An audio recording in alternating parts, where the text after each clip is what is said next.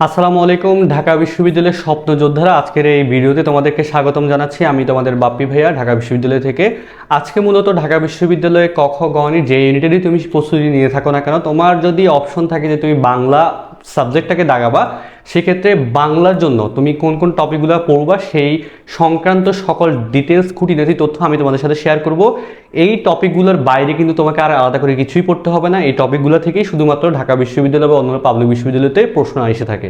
তা আমি যদি তোমাদের সাথে একটু ডিসকাশন করি যে কোন কোন টপিক তোমাদেরকে পড়তে হবে, আমরা আমাদের কোর্সের মডিউল অনুযায়ী ঢাবি শব্দ 3.0-তে যেভাবে পড়াচ্ছি সেটাই দেখাচ্ছি। এর বাইরে আসলে কিছু পড়তে হবে না। নাম্বার 1, তোমাকে অপরিচিতা পড়তে হবে এবং বাংলা সাহিত্যের ইতিহাসটা পড়তে হবে। নাম্বার 2, বাংলা ভাষা, বাংলা ব্যাকরণ, এর আলোচ্য বিষয়, পত্রপত্রিকা, পঙ্কোক্তি ও উদ্ধৃতি, এগুলো কিন্তু তোমাদেরকে পড়তে হবে।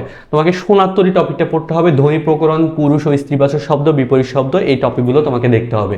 মাসি পিসি, তাহারই পরে মনে, পাশাপাশি ধ্বনি পরিবর্তন, উচ্চারণ, এই সিরিয়ালটা মেনটেন করলে তোমার জন্য কিন্তু আরো সহজ হবে পড়াটা কন্টিনিউ করার। এটা একটা রুটিন বলা যায়, একটা রোড ম্যাপ, যেটা ফলো করলে ভার্সিটি ভর্তি পরীক্ষাতে বাংলাতে তুমি খুবই ভালো করতে পারবা। এরপর তোমাকে পড়তে হবে বিলাসী। বিলাসীর সাথে তুমি পড়বা বাংলা শব্দ ভান্ডার, অনুবাদ, প্রকৃতি ও প্রত্যয়। এরপরে 18 বছর বয়সের সাথে তুমি সন্ধিটাকে পড়তে পারো। পাশাপাশি বাক্য সংক্ষেপণ, ধাতু, ধাতুরগণ, সমার্থক শব্দগুলো দেখতে পারো। পাশাপাশি 52 দিনগুলো টপিকের সাথে তুমি চাইলে কিন্তু উপসর্গ, নত্যবিধান, সত্যবিধান, তারপর হচ্ছে পদাশ্রিত নির্দেশক, পারিভাষিক শব্দটা দেখতে পারো।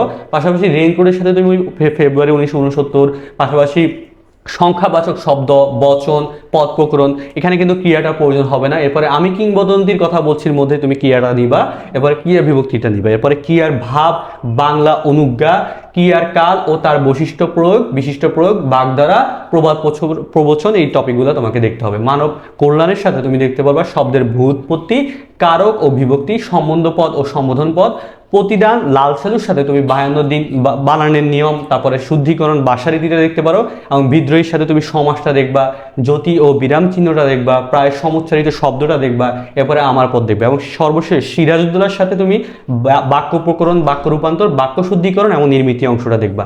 এই টপিকগুলো যদি পড়ো, বিশ্বাস করো ঢাকা বিশ্ববিদ্যালয় সহ অন্যান্য পাবলিক বিশ্ববিদ্যালয়ে আর কোনো টপিক পড়তে হবে না। বাংলার জন্য এই টপিকগুলো পড়বা, তোমার 100% প্রশ্ন এখান থেকে কমন আসবে। আর এই টপিকগুলো কিন্তু আমরা খুবই ইন ডিটেলস আমাদের পেড ব্যাচ ঢাবি সপ্তম 3.0-তে অনলাইন এবং অফলাইন ফার্ম গেটে আমরা কিন্তু পড়াচ্ছি একদম ইন ডিটেলসে। আমরা কিন্তু প্রত্যেকটা ক্লাসের সাথে এক্সাম নিচ্ছি, প্রত্যেকটা সাপ্তাহিক পরীক্ষা আমাদের থাকছে এবং জুমে ক্লাস হওয়ার কারণে শিক্ষার্থীরা সরাসরি স্যারদেরকে প্রশ্ন করার সুযোগ পাচ্ছে। তোমরা যদি চাও তোমার ঢাবি সপ্তম পূরণ করতে এবং তুমি চাও একটা বেস্ট সার্ভিস পেতে, অবশ্যই আমাদের সাথে যুক্ত হয়ে যাবে, কারণ আমরা তোমাদেরকে একই সাথে ওয়েবসাইটে ফ্যাসিলিটি দিচ্ছি যেখানে তুমি ক্লাস, এক্সাম সব কিছু গোছানো করে পাবা। এবং প্রত্যেকটা পরীক্ষা হবে আমাদের নেগেটিভ মার্কিংয়ে, যার ফলশ্রুতিতে ভার্সিটি ভর্তি পরীক্ষাতে যেভাবে টাইম লিমিট ধরে তুমি পরীক্ষা দিতে, সেম টাইম লিমিট ধরে কিন্তু আমাদের এখানে পরীক্ষা দেওয়ার সুযোগ রয়েছে। তো দিন শেষে ভালো একটা প্রস্তুতির জন্য অবশ্যই এখন যুক্ত হয়ে যাও ডিউটি মার্সের ঢাবি সপ্তম 3.0-তে।